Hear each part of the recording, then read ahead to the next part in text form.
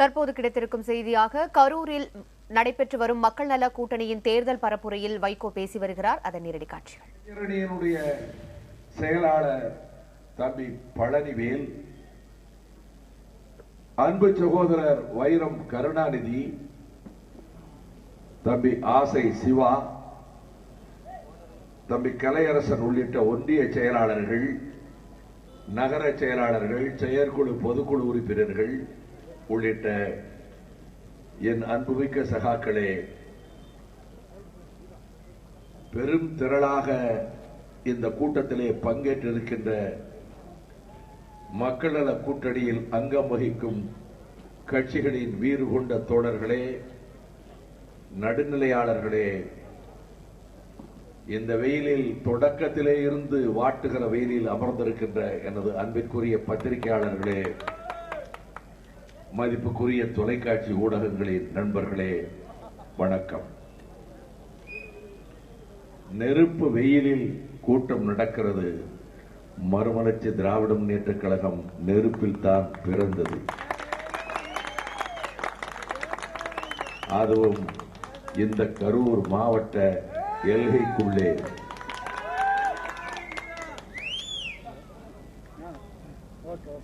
நீங்க அதிகமா சத்தம் போட்டீங்கன்னா பகல்லே வேற மாதிரி இருக்கீங்கன்னு அர்த்தம். எனக்கு தெரியும். அப்படியா? நீங்க சத்தம் போடல, இல்ல சத்தம் போடுறவருக்கு சொல்றேன், புரியுதா? திருந்தணும், பழக்கங்களில் இருந்து விடுபடணும். அந்த தம்பிக்கு சொல்றேன். நான் வெறுமனே அரசியல் கட்சி நடத்தல, இந்த தமிழ்நாடு உருப்படணும்னு என் வாழ்க்கையிலே போராடி. அதனால்தான் தகிக்கும் வெயிலில் 12 ஆண்டுகளுக்கு முன்பு ஒரு 1200 கிலோமீட்டர், 3 ஆண்டுகளுக்கு முன்பு ஒரு 1300 கிலோமீட்டர் மதுவின் கொடுமையை எதிர்த்து கட்சிக்கு ஆள் திரட்டாமல், மறுமலர்ச்சி திமுகவுக்கு ஆதரவு கேட்காமல் என்னை நானே வருத்தி கொண்டு நடந்தேன்.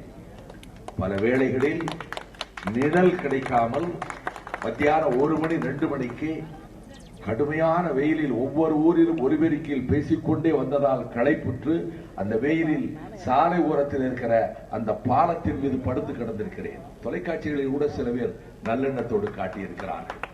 ஆகவே தமிழகம் இந்த மதுவின் பிடியிலே இருந்தும் அதைவிட கோரமான ஊழலின் பிடியிலே இருந்தும் விடுபட வேண்டும் என்பதற்காக மக்கள் நல கூட்டணி பாடுபட்டுக் கொண்டிருக்கின்றது. இந்த கூட்டணி நீடிக்காது என்று யாரோ ஒருவர் பேசியதாக இங்கே என்னுடைய ஆரோக்கிய சகோதரர் தொல் திருமா அவர்கள் குறிப்பிட்டார்கள். அவர் முகவரியை கேட்டு உடனடியாக கீழ்ப்பாக்கம் பைத்தியக்கார மருத்துவமனைக்கு நாம் அனுப்பி வைக்க வேண்டும். இல்லாவிட்டால் அவர் இன்னும் அதிகமாக உளர ஆரம்பிப்பார் என்பதனால் அவரை பாதுகாக்கவும் அவர் குடும்பத்தை பாதுகாக்கவும் மென்டல் ஹாஸ்பிட்டலுக்கு உடனடியாக பேக் செய்து, 2 பேர் பேக் செய்யப்பட வேண்டிய ஆட்கள் இருக்காங்க அரசியல் கட்சியில.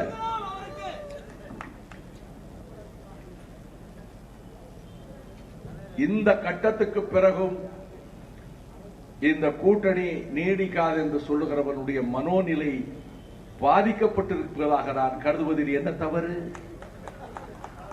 7 மாத காலமாக இரவு பகலாக சிந்தித்து பேசி அமர்ந்து ஒருவரோடு ஒருவர் கலந்து உரையாடி, பேய்மழை பெருவெள்ளம் வந்தபோது நாங்களே தெரு தெருவாக சென்று நிவாரணப் பொருட்களை வழங்கி, ஒரு நாள் தாயகத்தில், ஒரு நாள் பாலன் இல்லத்தில், ஒரு நாள் மார்க்சிஸ்ட் கட்சி ராமமூர்த்தி அலுவலகத்தில், ஒரு நாள் நம்முடைய தமிழ்மண் அலுவலகத்தில், விடுதலை சிறுத்தைகள் அலுவலகத்தில் நாங்கள் அந்த பொருட்கள் எந்த கட்சிக்கு வந்தாலும் 4 கட்சிகளும் இணைந்து கொண்டு போய் கொடுத்த காட்சி தமிழ்நாட்டில் எந்த கூட்டணியிலாவது இதுவரை நடந்ததுண்டா?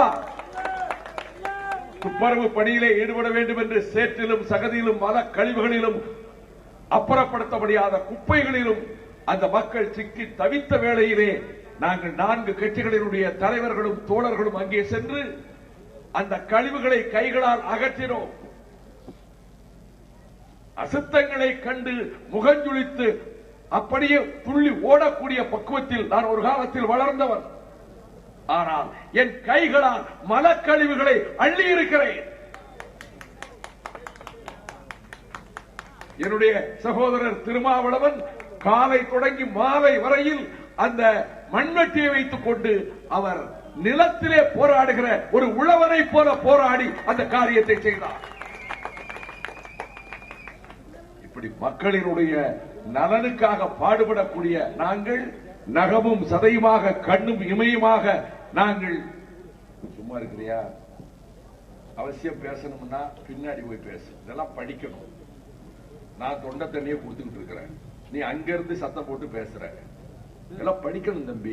நல்ல பையங்க, அருமையான. இதெல்லாம் ஜல்லிக்கட்டு காளைகள் மாதிரி கொஞ்ச நாள் அப்படி அது காளைகள் ரொம்ப துள்ளிக்கிட்டு இருக்கும். அது கொஞ்சம் கொஞ்சமா பக்குவப்படுத்தினா அவங்க தலைவர் சொல்லும் போது கேட்டுக்கிடணும். உங்களுக்கு கிடைச்ச தலைவர் மாதிரி இந்த ஒடுக்கப்பட்ட சமூகத்திலே எனக்கு தெரிய யாருக்கும் கிடைக்கலையே. நான் சும்மா வெச்சுறதுக்காக சொல்லல, தனக்கென்று ஒரு வாழ்க்கையை அமைத்து. நீ சும்மா இருக்கணும், சவுண்ட் விடக்கூடாது. நான் 10,000 பேர் இருந்தாலும் சவுண்ட் அடக்கி பேசி போடுவேன். 200 எம்பிக்கள் சூழ்ந்து கொண்டு கூச்சலிட்ட காலத்திலும் நான் தன்னந்தனியனாக பேசிவிட்டு வந்தவன். இந்த வெயிலில் நடைபெறுகிற கூட்டத்தில் 10,000 மக்களில் எல்லோரும் கட்சிக்காரர்கள் அல்ல. இந்த பசி நேரத்திலும் அமர்ந்திருக்கிறார்கள். எந்த கட்சியும் சாராதவர்கள், நடுநிலையாளர்கள். அவர்களுக்காக நான் சில வாதங்களை எடுத்து வைக்க விரும்புகிறேன். இந்த கூட்டணி நீடிக்காது என்று சொன்னவர்கள் வாயடைத்து போய்விட்டது. மதுரை மாநாட்டில் 2வது கட்ட சுற்றுப்பயணம் இந்த மக்களின் வெள்ளத்தை கண்டு திகைக்கிறது. இன்றைக்கு நம்முடைய தம்பிமார்கள், கழகத்தின் கண்மணிகள், செங்கொடி தோழர்கள், விடுதலை சிறுத்தைகள் இந்த நகரத்திலே அணிவகுத்து வந்த காட்சி. எலெக்ஷன் முடிஞ்சு ரிசல்ட் வந்துருச்சோ, மக்கள் நல கூட்டணி ஜெயிச்சுட்டாங்க போல் இருக்கு.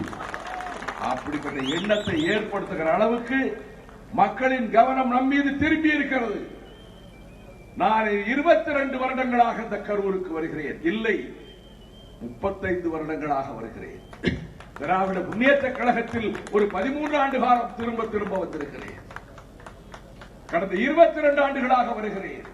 அரவாக்குறிச்சி சுடுகாட்டிலேதான் தண்டபாணியினுடைய உடல் தீயிடப்பட்டது. 10ஆம் தேதி அக்டோபர் மாதம் அந்த நெருப்பிலே மலர்ந்தது மறுமலர்ச்சி திராவிட முன்னேற்ற கழகம். இந்த வீதிகளில் வாக்கு கேட்டு வந்திருக்கிறேன். மறுமலர்ச்சி திராவிட முன்னேற்ற கழகத்துக்கு மகுடம் சூட்டிய நகரம் கரூர் நகரம் என்பதை நான் மறக்க மாட்டேன்.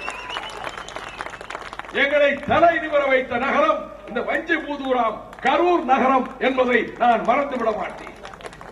உள்ளாட்சி தேர்தலில் மறுமலர்ச்சி திராவிட முன்னேற்ற கழகத்துக்கு வெற்றி பெற வைத்து முடிசூட்டிய திருநகரம் தான் திருமாவளவனுக்கு புகழ் தேடி கொடுத்த கரூர் நகரம் என்பதை தெரிவிக்க வேண்டும். கரிகால் பெருவளத்தானின் உண்மையான பெயர் திருமாவளவன். கரிகாலனுடைய புகழுக்கு காரணமான ஒரு அமராவதி நதிக்கரையில் இருக்கக்கூடிய இந்த கரூர், அவரை சிறையிலே அடைத்து வைத்திருந்தார்கள். கரிகாலன் சிறையில் அடைக்கப்பட்டு கிடந்தான். அவன் சிறையை விட்டு எப்படி மீண்டான் என்பதை கவிஞன் ஒருவன் சொல்லுகிறான். யானை ஒன்று ஒரு பள்ளத்தில் விழுந்து விட்டது. தன்னுடைய கூரிய தந்தங்களால் கொம்புகளால் மண்ணை கோதி வாரி இறைத்துவிட்டு அந்த பள்ளத்தை விட்டு அந்த வேளம் போர் யானை வெளியேறியதைப் போல கரிகாலன் சிறையை உடைத்துக் கொண்டு வெளியேறினான் என்ற புகழுக்குரிய ஊர் இந்த கரூர் நகரம். இந்த கரூர் நகரத்தில் இந்த வெயில் வேளையில் ஒன்றை சொல்ல விரும்புகிறேன்.